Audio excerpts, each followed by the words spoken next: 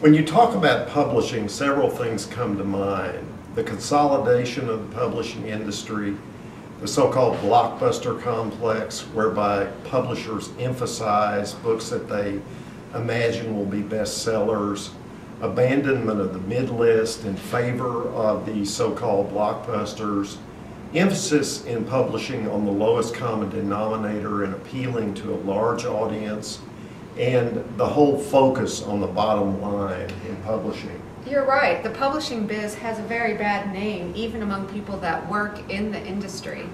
We at the Missouri Review did a feature on a sampling of publisher Alfred A. Knopf's Rejections. These were the in-house reports written by editors working for the publisher of books that either recommended for publication or rejected. The rejections go back as far as the 1940s, which some people consider to be the golden era of publishing. One knowledgeable writer was quite surprised that Knopf's editors ever thought about anything but sales figures in making their decisions. Sore at their own publishers' failures, delighted that we are showing the missed calls of one of America's premier literary houses, three writers were so eager to see the papers that they asked if they could read them before we published them. Ash Green, a longtime Knopf editor, was the first to admit that there was plenty of reason for such feelings. For example, in a single year, Knopf rejected, believe it or not, The Deer Park, Giovanni's Room, and Lolita. As all editors know, any publisher that endures more than a few years lets go plenty of good work. In fact, some negative reads in the Knopf archive are incisive critiques of authors and books, some later famous, some not. And I think that the real significance of these critiques is not that Knopf made mistakes, but the picture that emerges of this publishing house. The impression one gets that literary publishing is in fact a real crapshoot. Indeed it is. What will happen to a manuscript or an author simply can't be predicted with any certainty. All evidence may indicate that a book is unlikely to sell more than a few thousand copies. Then, against all reasonable predictions, it becomes a classic or its author becomes a celebrated success. John Barth, for example, who would have guessed that his big, excessive metafictions would have become iconic to a generation of literary readers? Yeah, and Borges. Editor Herbert Weinstock had two cracks at Jorge Luis Borges in 1949 and 1957. Both times he admired the author's erudite philosophical fictions, but feared that they were $50 a pound caviar. Knopf would be lucky to sell 750 copies. Upon a second reading of Borges' work years later, encouraged by the author's publication in several literary magazines, he figured that the stories would be a success to steam and likely get spectacular reviews, yet he still feared that Knopf would lose money. So he rejected them a second time. And within 10 years, this librarian from Argentina, who had been writing since the 1920s, would be well on the way to becoming a classic. Predictions about sales could either kill a book that the editors admired or be the deciding factor in rejecting a book they were lukewarm about.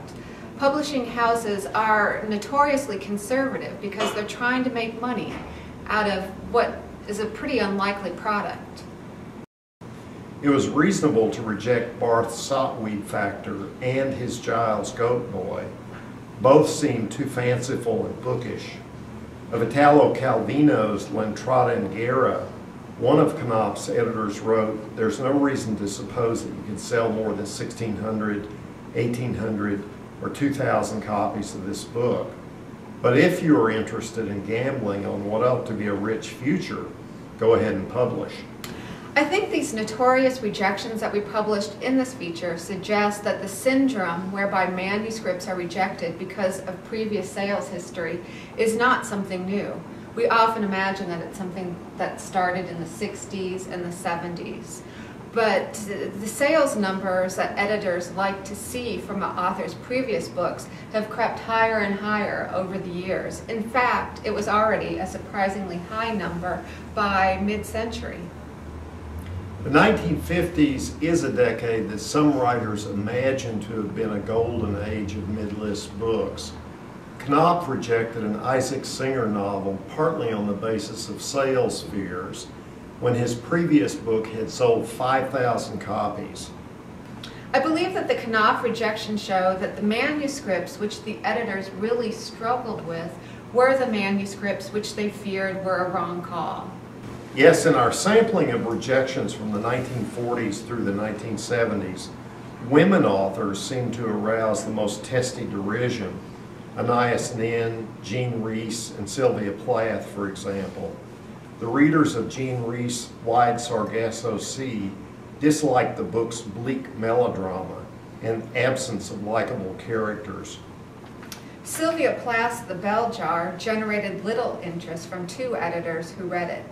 Plath, who had committed suicide and was already a literary celebrity, was to them merely a complainer, writing poorly rendered autobiography without fictional form or adequate character motivation. Another editor responded with distaste to Anais Nin's A Spy in the House of Love. Nin seemed to me to be a small, arbitrary, overpraised talent who has been able to hide her emptiness behind a lot of chinoiserie. This opinion isn't without some justification, yet either something was being missed or predicting the future of a book is awfully hard to do. No publishing house is happy to have given up a classic. Knopf wanted to put out the best literary list possible, but they weren't a charity.